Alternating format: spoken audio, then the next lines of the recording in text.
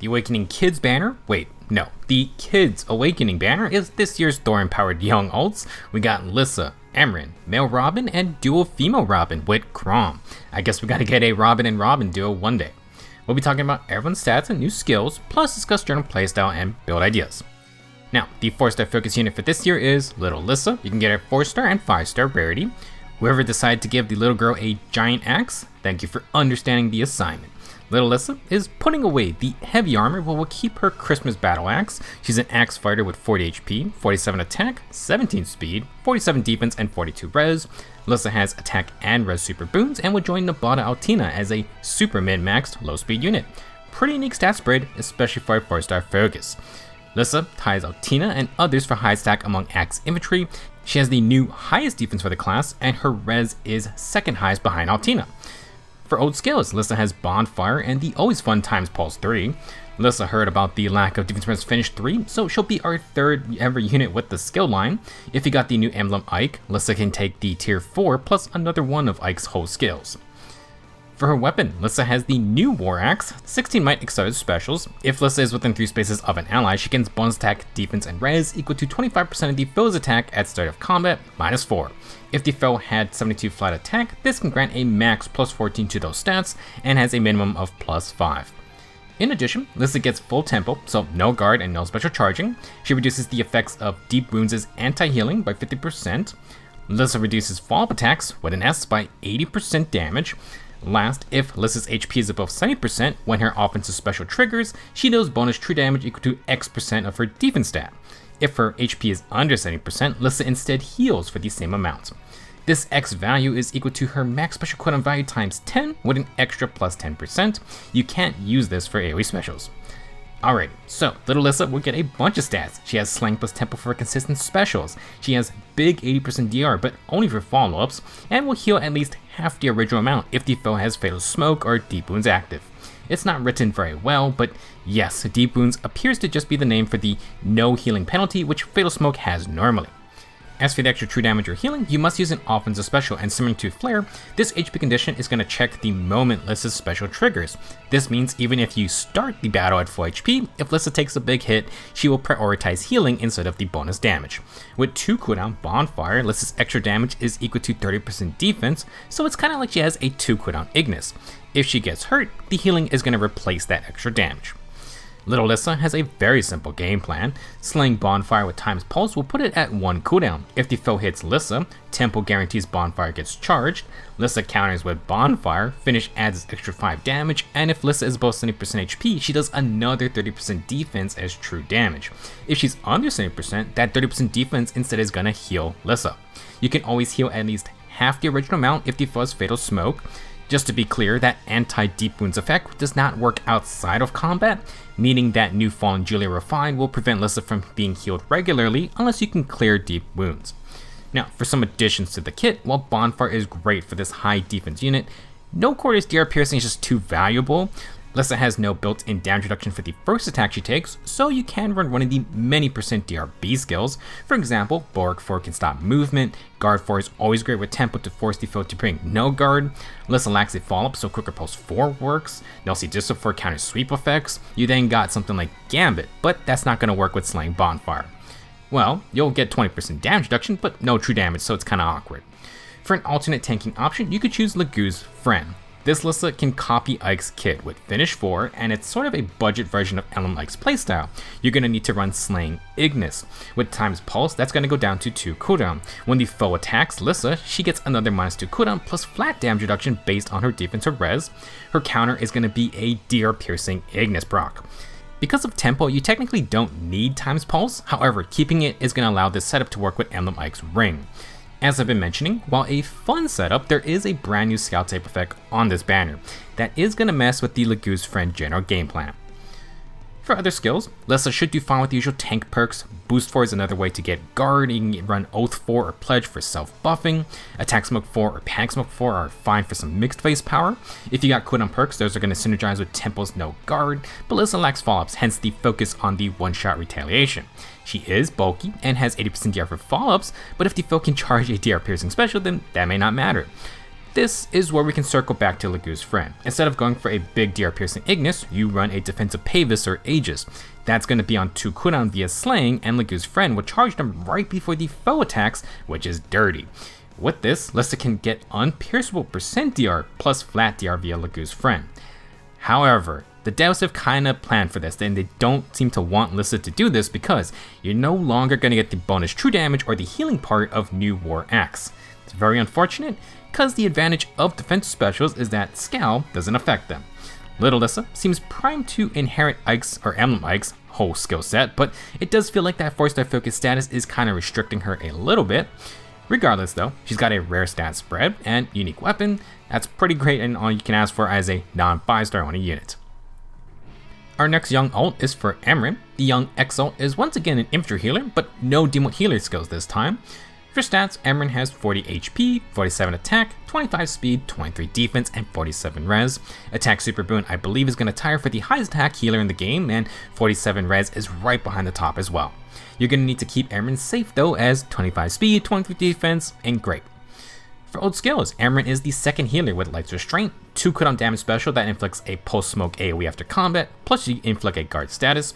She also has Poetic Justice for Wrathful Staff, and Attacker Res Oath 4. You might want to replace that, but Emmeryn has a very neat gimmick that benefits from warping ahead. Exalt's War Staff provides a one-of-a-kind ability. It's a 14 white dazzling staff with accelerated specials.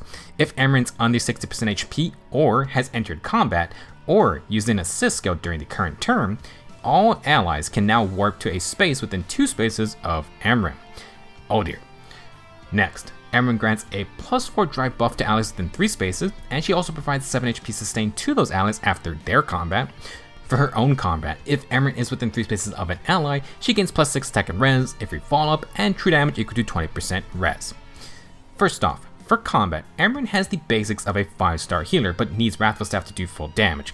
It might be okay to not use Poetic Justice though, because if Emmeryn enters combat at all and she survives, suddenly her entire team can warp around her. The 60% HP threshold is a little weird, but if Emmeryn does take damage, it's kinda like giving teammates Wings of Mercy. However, instead of initiating or being on low HP, Emmeryn can also use her assist skill, and that's going to trigger the team-wide warp.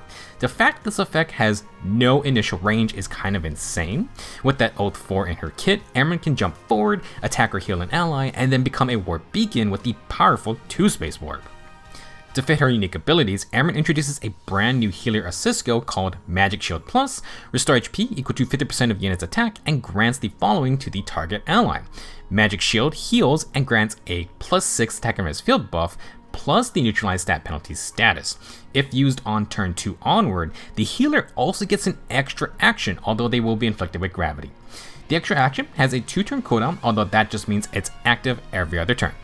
Now, like the newer assist skills, this one also doesn't give free special charging, and it's actually considered a rally assist. This should allow your healer to trigger things like Ruse B skills on allies. Last thing, Magic Shield Plus is apparently a 400 SP skill, which is a first of its kind for healers. Magic Shield is very neat. It's kind of like a replacement for bomb specials, because those new damage specials, well, took its place. It is single target, but it also keeps allies safe from debuffs, and an inheritable extra action skill is actually just ridiculous. You're going to need to plan carefully, but it's still an absurd new tactic available. Even with one movement, this could extend your healer's attack range if they move closer before rallying, or you can think about flying healers with their own guidance type skills. Very curious to see if we'll get another stat variation of Magic Shield. You kind of would think they will give us other rally versions, but will all of them do the same thing? I guess we'll have to wait and see. With Magic Shield in mind, young Emmeryn is crazy. Using Oath 4, she can warp to allies, Magic Shield them, gaining extra action, and will turn into a warp beacon for any ally. If an ally warps to Emmeryn, she can use her own warp to hop forward, and then other allies can warp to her new position. This is one of those things that is going to be an absurd headache to face, which I guess is to be expected after Chrom and Lucina's extra action skills. With Dazzling Staff, Emmeryn can attack safely against most enemies, and attacking by itself also triggers the team warp. With Slaying, if she follows up, that's going to proc Light's Restraint. Emmeryn also provides a nice +4 stat and healing aura within 3 spaces. That's actually pretty large. To fill out her base kit, consider Quicken Pulse if it's not being used, instant light restraint in case Emmeryn can't follow up or face guard. For A skills, healers can't use a lot of things, but they can use finish. I would also consider push 4 because if Emmeryn does get under 60% HP, her team warp is just always active. You might be able to do some HP swap and shenanigans if you got the right units. While Poetic Justice is needed to do actual damage, if you don't care about combat, you can just run Wings of Mercy on Emmeryn. She gets to fly from anywhere, rally or attack, and that triggers her staff's warp. Now for a pricey upgrade, if you give Emmeryn Attack Oath Echo, that still applies the warp status. This means we can use a different C skill and Emmeryn can compete with the other high res healers for say, Ploy for debuffing.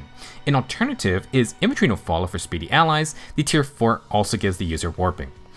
The main thing is that I do believe Emmeryn wants to keep a self-warp in her kit. This can bypass the gravity part of the extra action of Magic Shield. Of course, there are obviously risks if you send Emmeryn in deep. Besides high res, she has no other defensive perks for enemy phase. If your team is flying in with Emmeryn, you probably want Gale Force type units, or you just want to finish off foes entirely. Maybe Bulwark can help protect the exile. Overall, young Emmeryn is gonna be an AI pain for that's for sure. Extra action plus enabling across map warps is a nightmare. Dancers can give her extra mobility, which in turn gives her team better warp options. Of course, do be aware of Warp Bubble. Its entire job is to stop units like Emmeryn from just getting too close. Now, the first young tactician of the banner is Male Robin. He pulls some of his Brave alt skill set, or rather, kind of a lot of it, but this time Robin is a red infantry mage. For stats, he has 40 HP, 46 attack, 45 speed, 36 defense, and a horrendous 16 res. If you were to normalize everyone's stats with Dragonflowers, this is just one of the worst res stats in the whole game. Now, Male Robin will do better against physical threats at least. Most mages sack defense instead of res. For old skills, this Robin has Flash Sparrow to help trigger Ignis. He also keeps his Brave Alt's C skill Tip the Scales. As a refresher, this is how Robin gives Rally Spectrum to allies and it lets him warp 2 Rally Spectrum users within 5 spaces. He also gains an extra +3 stats if near any ally. Rally Spectrum is an absolutely fun and powerful ability, so another source is noteworthy. For his weapon, Robin has the Fell War Tome. It should sound familiar. Grants +3 speed. If Robin initiates, apply Divine Vein Flame Tiles on 5 spaces in a line after combat. If he initiates or is near an ally, Robin deals 7 instant damage if the foe's combat begins. Only triggers if Robin can make an attack. Robin will gain bonus stats equal to 16 minus the foe's max special cooldown value times 2, minimum of +8 to all stats. Additionally, reduce damage from the foe's first attacks with an S by 30%. Robin will get no guard, and if you're using a 3 or higher cooldown offensive special, when that special triggers, Robin gets DR Piercing. Fell War Tome is similar to Brave Robin's sword. It encourages high cooldown specials with DR Piercing as the reward. Young Male Robin is not going to get full tempo, but no guard is always good, and he gets more stats if foes use lower cooldown skills. To replace the other effects, this Robin just gets a built-in Flared A skill, 7 instant damage plus the flame tiles. Robin will get the 7 damage on enemy phase as well, but he must be able to counter. Overall, fun little weapon. To help with taking hits, young Male Robin brings Magic Gambit 4 with him. If you know how regular Gambit works, this is the exact same thing, but only for mages.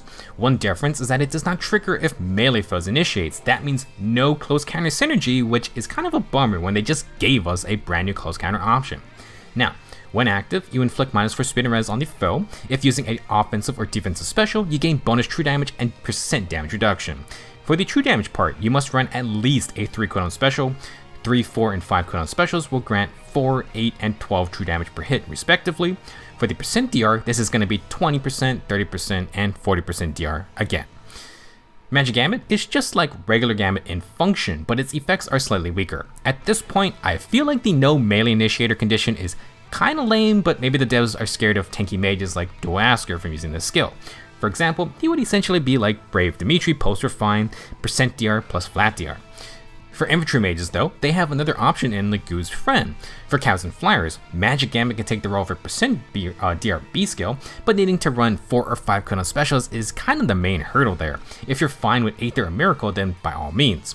For armored mages, they have Canny Fighter plus their armored specials, so not sure they need it. In terms of a damage skill, infantry have multiple DR piercing options, and Cavs and Flyers may just prefer Occultist's Strike. For example, Gambit's true damage would be nice with brave attackers, but most squishy initiators would rather just bet on the higher damage output of Occultist's Strike, or maybe a tool like Desperation. I was gonna say a possible fun option for someone like Ninja Camilla. I know she's all about Vanish, but if Vanish were to not activate, she could at least get % DR, and she's kinda tanky. Sadly, that Camilla has a Slang Brave Tome with Close Counter, which Magic Gambit doesn't even work with.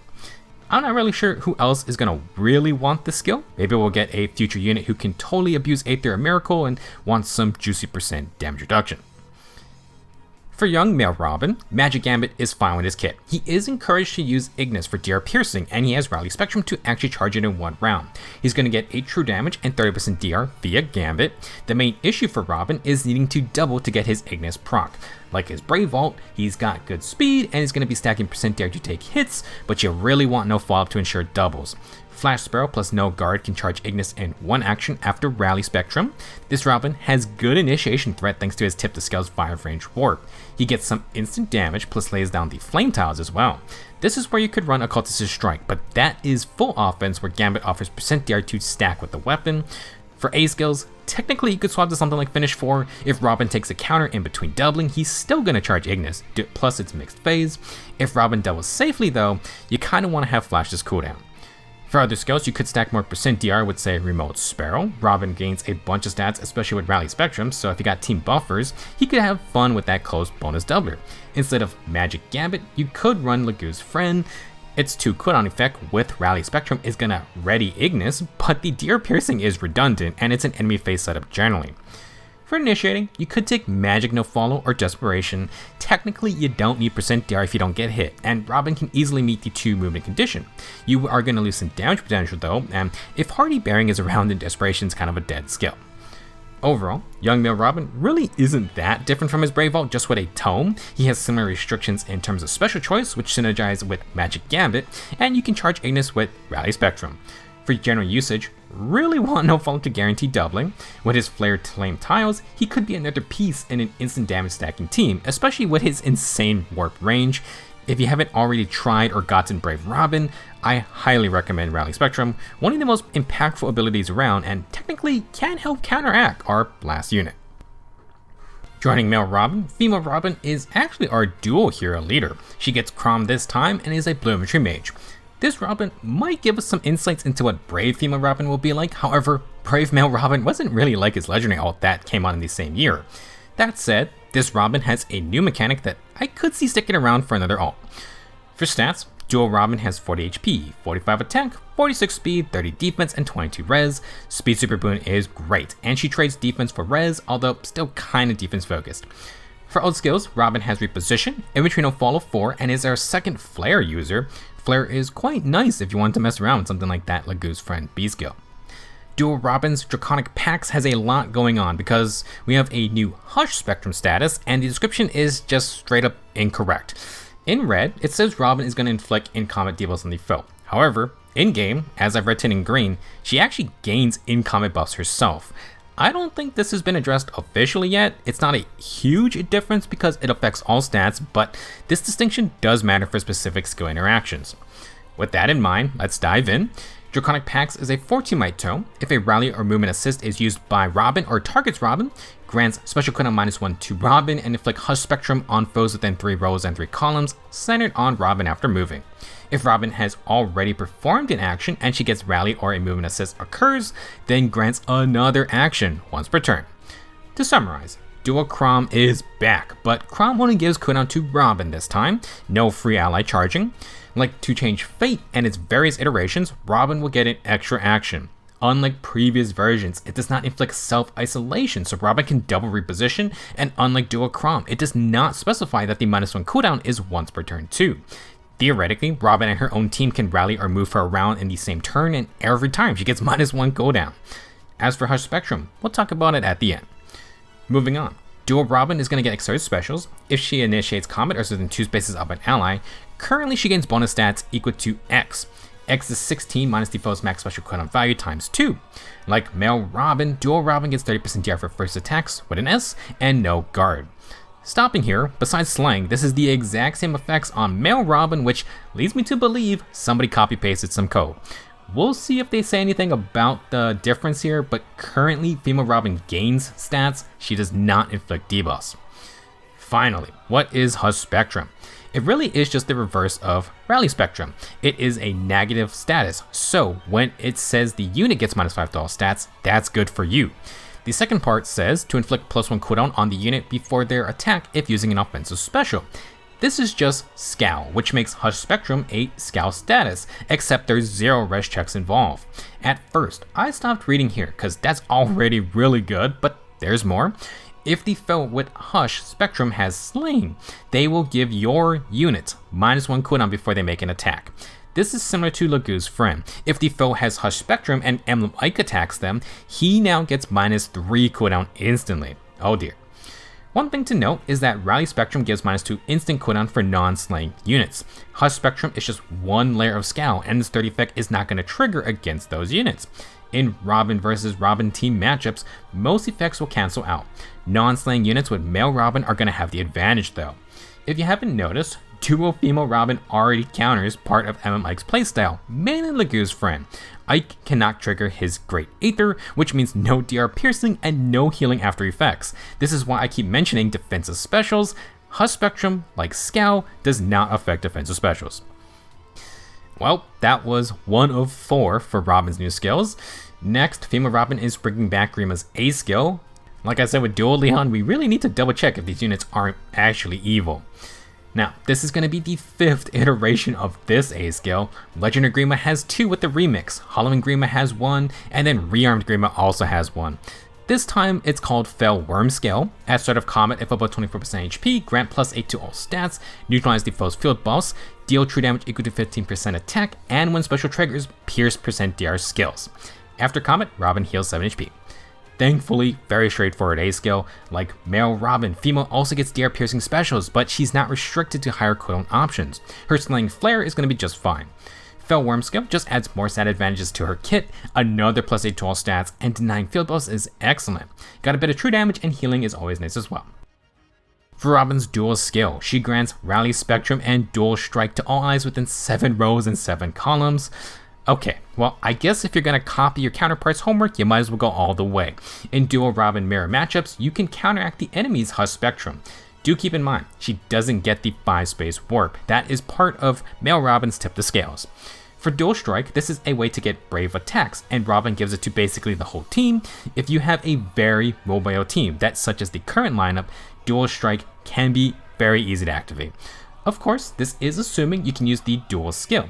Generally not a guarantee in Aether raids, and as usual, AI defense teams can't use it. Good luck in summoner duels though. Last new skill for today is Inheritable. Attack and Speed Link 4 is our first Link 4 upgrade. If a movement assist is used by unit or target's unit, grant +6 attack speed field boss and Kanto 1 to the unit and that ally. In battle, inflict -4 speed and -2 defense and res. Deal true damage on hit equal to the highest total attack plus speed field boss among the user and allies with that Kanto 1 active. Link 4 adds Kanto to its buffing and has some debuffs with true damage for fighting. The true damage is kind of just treachery, but only for attack plus speed totals, and it can borrow from any ally with Kanto 1. It must be the actual Kanto 1 status though. For the most part, this means the user gets 12 extra true damage, which isn't bad. Overall, not a game-breaking tier for upgrade, but being able to assist then get Kanto 1 is very nice. The Elysians with their extra actions can do something like assist into extra action, into an attack, and then Kanto 1 triggers. The melee Chroms can add Gale Force into that mix. Even if you got a support flyer, being able to pivot or reposition around the team can be great with their guidance skills. Buff into Kanto and then let an ally warp to them. This is kind of Emmeryn's whole thing. Depending on if we see other Hush Spectrum effects, I could see dual female Robin and Chrom being relevant for a decent while. Scowl without res checks is dangerous, and it's another stackable Scowl effect too. One downside is that if you try to bait foes, they might cleanse Hush Spectrum. However, initiating is kinda dual Robin's specialty thanks to Chrom's extra action shenanigans. With Inventory no follow 4, Robin gets warping and no follow, which she also wants. Like Emmeryn, Robin can warp for more movement, get an extra action, and then attack from there. Link 4 is gonna buff Robin, adds a good bit of damage, and it provides Kanto to escape. Meanwhile, with a little bit of setup, Robin can just pre-charge Flare without fighting. She initiates with a ton of stats, an instant flare that pierces %DR. If the foe survives, Hush uncharges their special. Robin can definitely tank a basic attack with her percent DR. She takes a hit, that gives -1 cooldown thanks to no guard. If the foe has Slaying, Robin gets another -1 cooldown, which means a second flare proc is possible if she doubles. That flare can swap to its healing effect, and Robin also has the 7 HP sustain via Worm Scale. None of this includes her dual skill. Dual Strike is just disgusting as usual if you can trigger it. Instead of relying on the skill, it's obvious dual Robin and Chrom synergize with young male Robin. Male Robin provides Rally Spectrum from the get-go in exchange for female Robin's no follow-up. If dual Robin initiates far away, male Robin can just warp to them with Tip the Scales. This entire banner is incredibly good together. We got multiple extra actions, cross-map warping, special cooldown altering effects, and a ton of other buffing along the way. For other skills, Robin pretty much has what she needs. You could replace Link, but like Chrom and Snag 4, the extra action just makes her a great user of the skill. We have no follow-up and potential brave attacks for Desperation, but that's already hard to get that skill. There is technically a use case for Brett type cooldown via something like Pledge, but Infantry no follow 4 is probably more important at least to me. This Robin doesn't have much room for close counter, but like male Robin, she has so many bonus stats that bonus doubler is very much an option. In fact, our Tempest Trials unit will provide bonus doubler support with a couple stipulations. Overall, dual young female Robin and Chrom is gonna be annoying. All these Lagoo's friend instant cooldown setups will need to deal with Hush Spectrum, and it's another option like Veil to stack scout effects on non-dragons. It feels like a team with both Rally Spectrum male Robin and Hush Spectrum female Robin is going to be a problem. That will be it for this year's Young Kids banner. Just like Emblem Ike, I would love to get my hands on a dual female Robin, but currently planning to just continue saving orbs. I'm interested if another dual pairing with Chrom is going to stay relevant enough to get into next year's A Hero Rises. Dual Chrom did it, but we got a whole lot of time in between then, and just how much power creep are we going to get in between. Let me know your thoughts on the new Kids Awakening banner. Next up, we're talking about the Tempest Trials, where you can get young Frederick as the reward unit. Freddy's picking up the pebbles to clear the way for the other kids to run wild. Good luck if you're summoning on the banner, and I will see you in the next video.